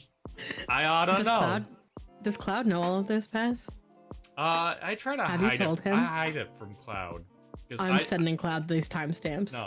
Look. Cloud What are you doesn't. talking to Cloud about? Cloud What's doesn't happening? Why even is this a know. bad thing? Because doesn't I even know. Cloud. God, I love Cloud. Cloud's amazing. But like, Cloud's the only reason that I have Voice Meter Banana on my computer. Otherwise, I would still be doing the. We'll just kind of wing it and make it work. Because Cloud will fix Paz. I'm just kidding. Not that Paz is broken. Another thing. Video Hold on, Cloud, Ninja. chill the hell out. Video Ninja is another great workhorse for making something that you should have a better means to do. But this works. You can set up Video Ninja on your secondary PC stream grab that and put that as a source on your main PC. So if you need to do stuff, you can do it that way. Or if you're like me and you're just like, oh man, well, what if I just want specific type of audio? You can set yourself up in a Discord with yourself from the second PC and set the audio from your PC as the output to go through the mic and come in as a source on your OBS. That's why you Paz, what's your sometimes hear burner Andy do account? the I need Windows to know. noise. What's your burner? What's your croissant? Tell me. Mr. Andy. Oh, true. Huh. Yeah, so if you ever on my stream and you hear Mr. Andy go, "Ba-da-dum," it's that's the reason. it's you leaving your call. Oh my god. Huh. Yeah. So anyway, it's not needed at entry level. You don't need it when you get started. It does require knowledge to set up, and there's a lot of resources, but there's also like a lot of different ways to do it. So yeah. Also, I want to call out that it increases setup time. You have to test that it's Yes. working. If I accidentally go live without testing that the audio is working properly from this setup, the only way to fix that is to close OBS. So I will have to close my stream out and start over. So absolutely be testing that stuff. Make sure everything's clear. Plug and unplug. Also, don't forget to give your capture card a break every once in a while and turn it off and let it sit. Because it will freak out after a while. If you're using it near constantly like I am. I want to play a game. What is everybody's average time from when you get down to the computer and you're getting everything open to when you hit go live? How long does that take you? All right. So on 1, 3, 2, 1. 35 minutes. 25 minutes. What? 25 minutes. 35. Ask the question again. I think I misunderstood. How long, if you're just, if you know when you need to go live, the minimum amount of time you need for when you open up all your programs to the point where you hit the go live button. Yeah, it's about 30 seconds. Oh, probably less actually, like 5. two PC 5 setups. minutes? Minutes. It's a hassle for me. Yeah, I have Yeah. a solo PC setup and I haven't had any problems. I Then again, I don't basically- play crazy high-end games usually. I basically have to reboot both computers. I have to set up if it's a collab with all of the different audio sources that are there. I have to test my alerts. I have to test my friggin' tits. I have to test to make sure that my VTuber is working. I have to test that the audio is working from the capture. I have to troubleshoot it if it's not. Yeah, it's a lot of things. I Thankfully, think. go ahead. Oh, sorry. I was gonna say, a lot of the reasons why Paz and Baguette have the setups the way they do, it's important to note that a lot of these applications are treated like games. So I used to have a longer setup. I used to have tits running. I used to have, what was it, VC face through VNIAN, all that kind of crap. I just use Wiredo now, and then 4K game capture if I'm playing a Switch game. That's why like my stream setup is quite fast now. But essentially, yeah, you have to you have to open up all these games. Imagine you're just opening up several games and making sure that they don't crash and they don't mess up everything. So yeah, you'll often at least have 3 open at the same time if you have this sort of ordeal going on. So did want to point that out because it's obvious in your sources when you make the game capture source, but maybe you don't click that. Yeah, they're literally games. Yep. Okay. So, with all of that said, do we have anything else we want to talk about for dual PCs or capture cards? I don't think so. Okay. We've already talked about audio setup and settings, so we're going to, our final topic of the day is going to be talking about the software itself. We're going to just do a quick overview. We've done, I think we've done like a software talk before, but just going over I think this is actually a really great segue because I just listed every software that I use. We're going to talk about OBS versus Streamlabs, which is great because Charlie, you use Streamlabs, correct? Yeah. So, and then Paz and I both use Polypop for various things, which is a really cool program that I'm sure Paz will get very passionate about and talk about quite a bit, which I'm excited to hear. Oh. And we're just going to talk about all the different things that we think are absolutely great for software. Who wants to kick it off? I'll jump on the grenade first because as soon as people hear I use slobs, it's immediate everyone gets angry, and I'm like, 1, stay in your lane, mind your business, and 2, it works for me. I like it. I like the interface a lot more. I like the things you can do, even though everything you can do in slobs you can do in OBS. They are very much identical. I haven't used OBS in a long time. When I first started streaming, I exclusively used OBS because of how just bare bones, straightforward, no nonsense there was to it. I had a really bad scare with it one time. It updated, and the OBS updates are super fast. They're and they're done. I was always impressed by how fast OBS updated, even with big file sizes. So I was like, all right, whatever, that's cool. And this is just a personal thing. I am I got the bad apple. Don't let it spoil the bunch of all the other copies of OBS. I got the bad one. It almost bricked my old computer.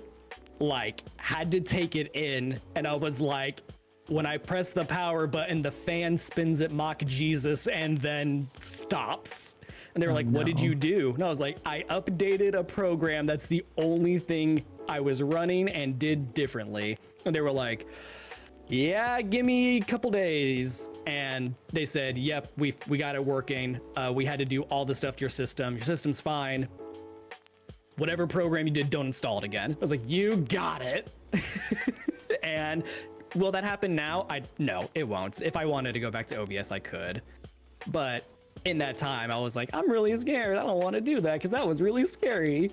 So I've been with slobs for forever, and I really, it's just the interface. I love the interface and all the built-in stuff that it has, all the preset stuff.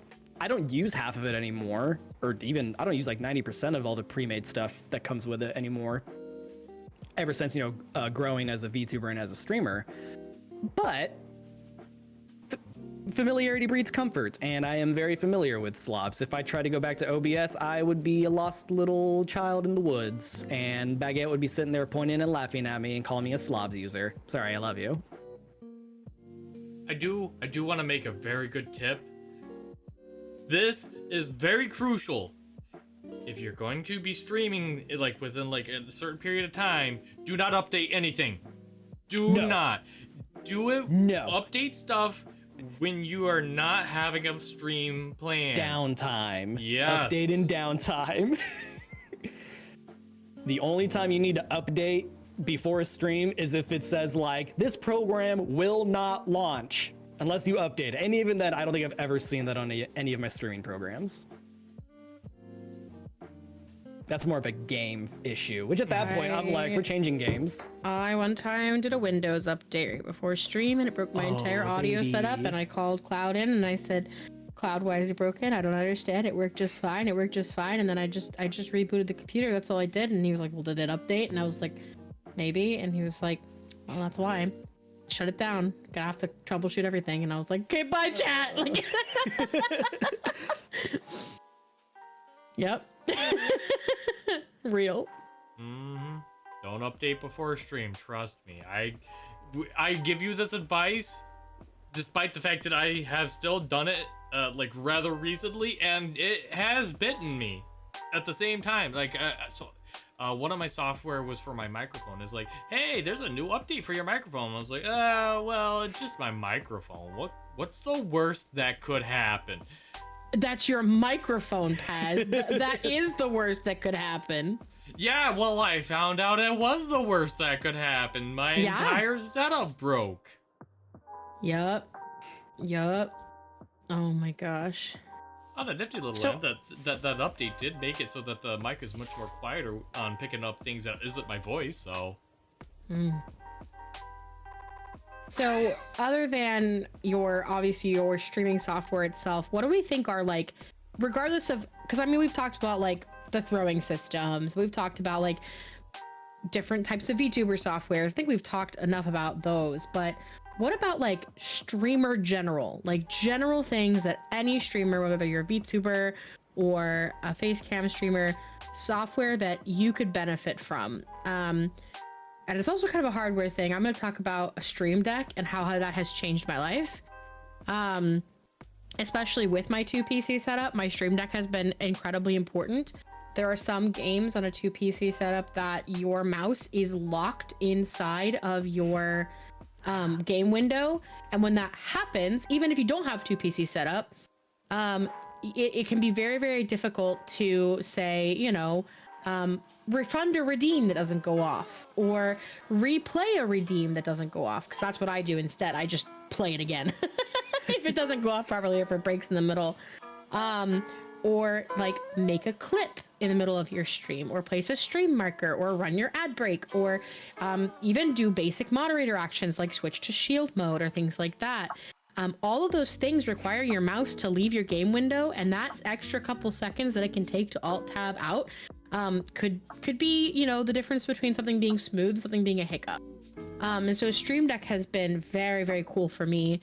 It's also allowed me to like create the zoom effect of like being able to zoom in on my face very easily and continue using those things even if my mouse or other hotkeys are not available because of the game that I'm playing.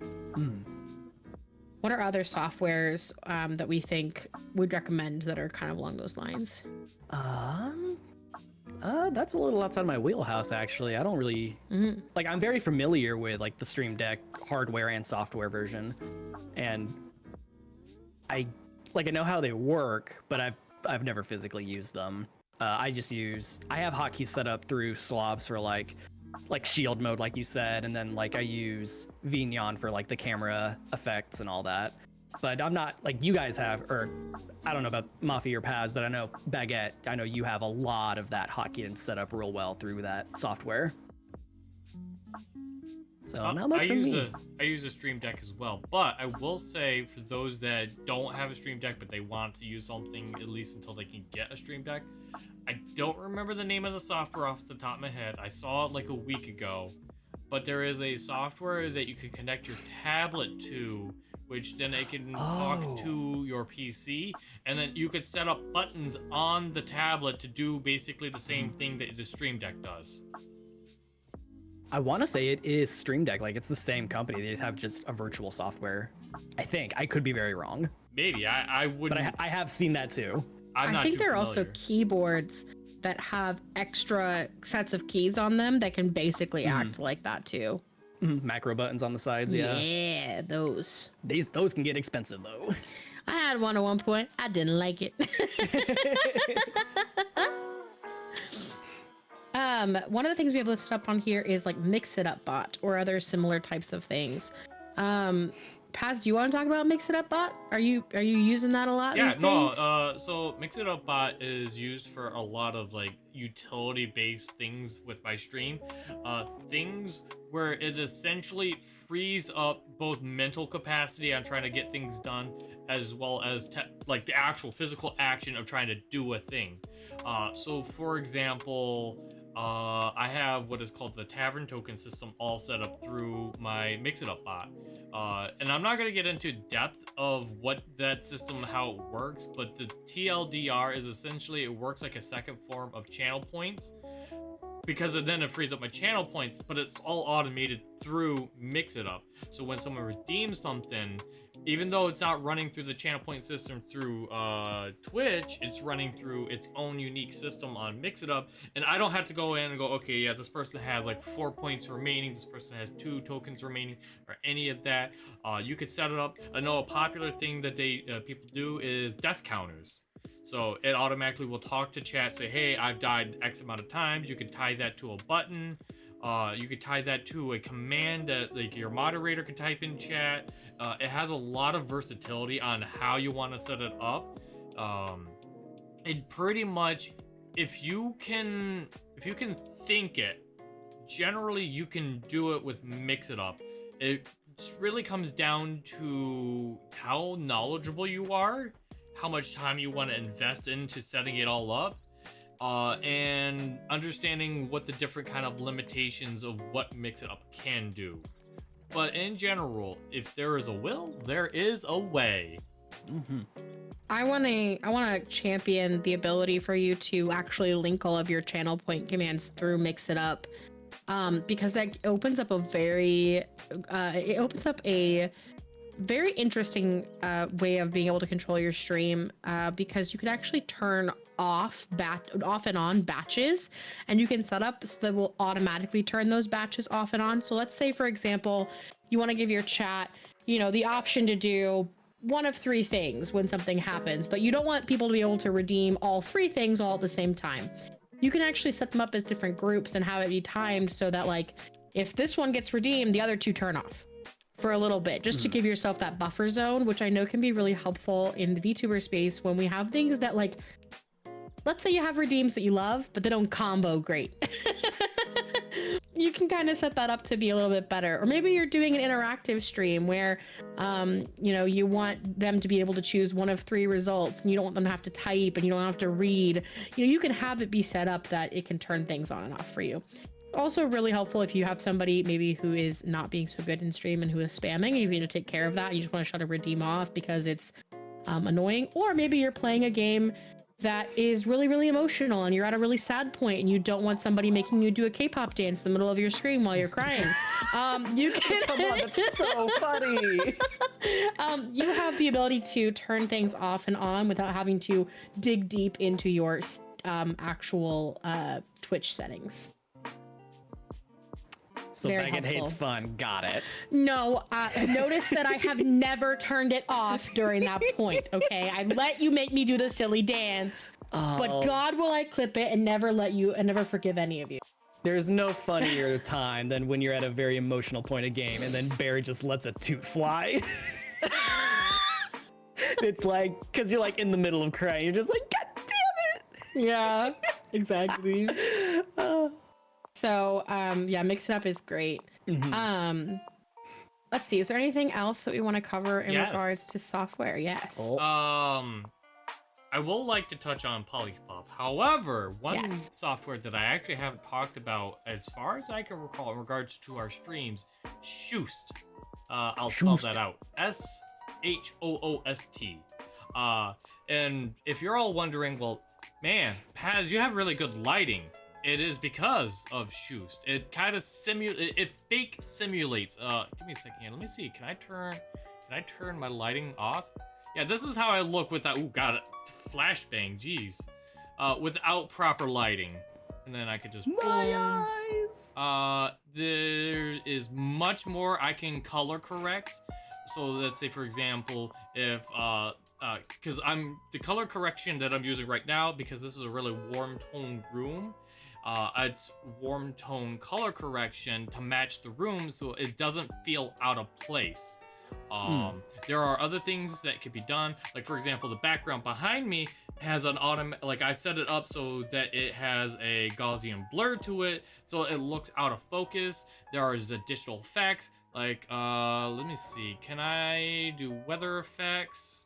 Yeah, well, the rain's not really. Oh, there's snow. I see it. There's snow. Oh, snow is It's cute. snowing inside. We got fogs or smoke, whatever you have. Oh, that's good for the hot tub streams. I was gonna say for spooky streams, but all right, two different minds. Let me go ahead and remove that. There is the LED panel, so if you are doing like singing songs, I need the software. It's a lot of fun. I want to get so it is through a Patreon. So if you want the updates, you got to keep subscribing to it. So I just kind of. That's fine. Yeah, I'm gonna get the newest one because I think it's like $5 to subscribe. They added some really cool new effects where, like, if you have a darkened like scene, that you can have certain aspects, like certain colors, have a glow effect. So I could set my eyes to glow. All right, Paz, in we're a dark setting this room. up after pod. We're setting up this after pod. We're setting this up. Drop after shadow. the pod. Where you can have like your shadow behind you. That's terrifying. Yeah, I know, because it's not quite placed the way I thought it would. What's this Peter Pan nonsense? You could set it up so technically you can have more than, let's see, can I duplicate? Well, either way, I could put more than one of me on screen here. There is so much that I can do. And it honestly functions kind of like if you would imagine like a miniature OBS, like an OBS very light in terms of how it sets up like layers. But then it gives you all the tools and effects that you can do to add extra little flair to it and change things up and make it your own, really. Interesting. Yeah. I'd go through all the effects, but then it'd be more of a tutorial stream, podcast than it would be an actual, just kind of overview, if you will. But that is Shoost. Shoost. Now, the other software, many of you that have watched the other podcasts have heard me go on and on ad nauseum about Polypop. Well, I'm gonna tell you right now, 99.9% of every single of my creative redeems all runs through Polypop. It allows you to do pretty much many things automated, like all your effects, all your special like sounds. You can have, like, for example, when a raid comes in, it will go, all right, there's an incoming raid. What do I need to do? And however you program it, kind of like mix it up, it will do the things that you set it up specifically to do. So for example, for me, I have it play the Red Alert theme. I think it's like Hell's March, if I remember the name of the song. And then a bunch of the little people on the bottom of my screen kind of like march across the screen. That's all automated. Like, I don't press a single button for that. And the best part is that takes me to a separate scene inside of Polypop where none of my other redeems can really activate, so that it gives me a chance to go, all right, things are gonna get a little chaotic once this raid scene ends, so let me go ahead and talk about how thankful I am and about the other person who raids in, and then once it ends, of course, chat being chat ruins the whole mood. But as we do. Yeah, it is what it is. But it gives me that chance because since it's all automated, where I could do what I need to do, where I could be respectful to the raiders, you know, and all that other stuff. Again, I'd go over all the features. This is my heavy weapon. Let me show you its features. I'd go over all the features, but that'd become more of a tutorial thing. Fun fact: it does come with an in-base tutorial where it can at least help you get started if you are. Like, if you see all the things it could do and you're like, ooh, that may not be for me, it will help you run through the basics, so fret not. I just have everything run through Vignon, but I really like all the stuff that Shoost and Polypop sounds like they can do. I have Polypop, I think. I just don't use it because every time I open it and look at it, it scares me. It's so intimidating. It is very, very intimidating. But you gotta learn if you want to do the thing. You can always do what I did. Learn it from Paz for like a quick minute, hyperfixate and focus on it for about 6 to 7 hours, set up like 50 things and then never change them because you're too scared to go back in because you forget how to do it all. I'll have to do that one day. I'll be honest I'll with get you, with Paz. it's like riding a bicycle. Once you learn the basics, you can pretty much pick it up back later. It's very visual based. So as long as you can look at it and go, okay, I understand that, then you'll be able to pick it up and run with it. Okay. I'm gonna nod my head because I do not know how to ride a bike. It's okay, Mafia, teach you. All right, we're gonna have another podcast for learning how to ride a bike. That's not no. VTubers learn to ride bikes, baby.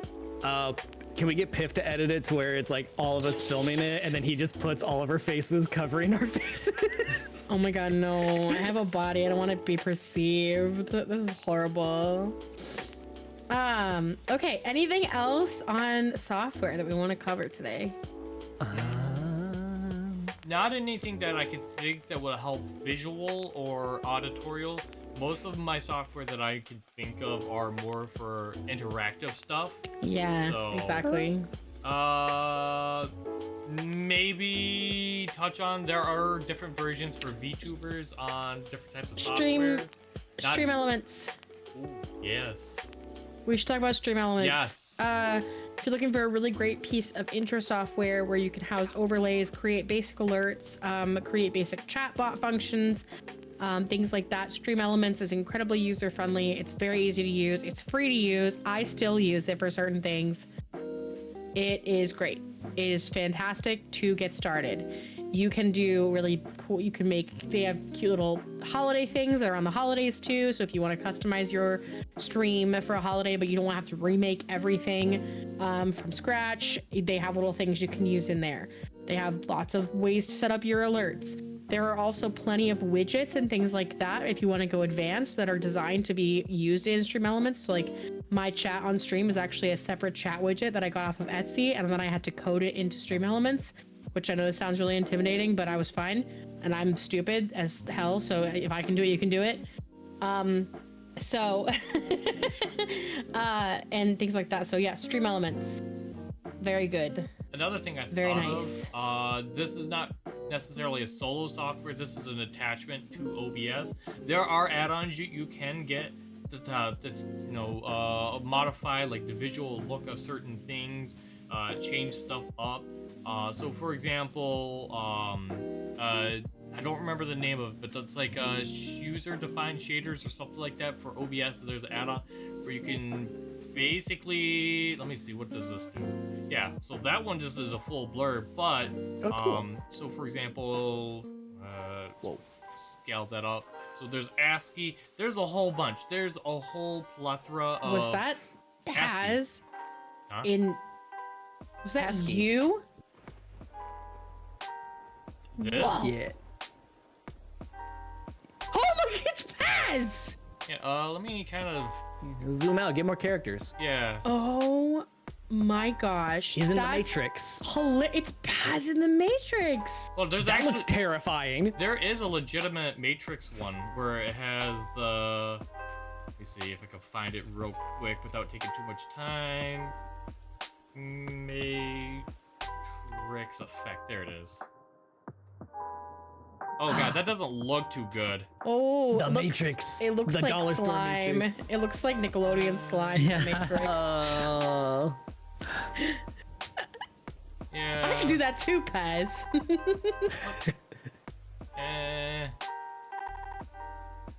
Yeah, the filters don't, the modifiers don't really change much up on it. Oh, there we go, there we go. Oh, dial it in, dial it in. Oh, getting there, getting there. Come on, Keanu. Paz, you are the one. Oh, no, I'm just nothing but lines. Paz Now is he's the gone. one and No, the zero he- and the one and the zero and the one and the zero. He blue pilled, he Anyways. went back in. Oh, there we go, there we go. Now it looks good. But yeah, there is a bunch of filters, and fun fact, if you like certain things, you could set it up through Mix It Up Bot and have it trigger through your Stream Deck. You can get very elaborate with all the effects. And you can have it all automated too, so that way, like for example, tie it to a redeem and it automatically does it. So you're not having to struggle going, all right, hold on, let me get OBS open, let me go open up the filters and hit the little hidden eyeballs so that it unhides the filter. Like, you can get elaborate with it, but yeah, filters or add-ons specifically, more in regards to OBS. I'm pretty sure there's probably audio-based add-ons as well that you can add. I think maybe one to add a better version of reverb. Yeah, reverb. It's my favorite. It's my favorite Shush. effect. Reverb, then the one I think OBS comes with bass. Anyways, yeah. All right. Anything else that we want to talk about today that we didn't touch on?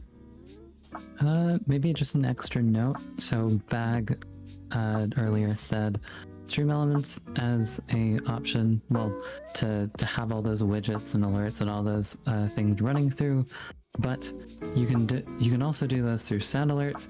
And if you do them, or if you're already using Streamlabs, well, Streamlabs also has it built in for that as well. Twitch has one as well, but I only mess with some of the ones that are unique to Twitch's platform. But I haven't really That's messed right. with Those the... are new.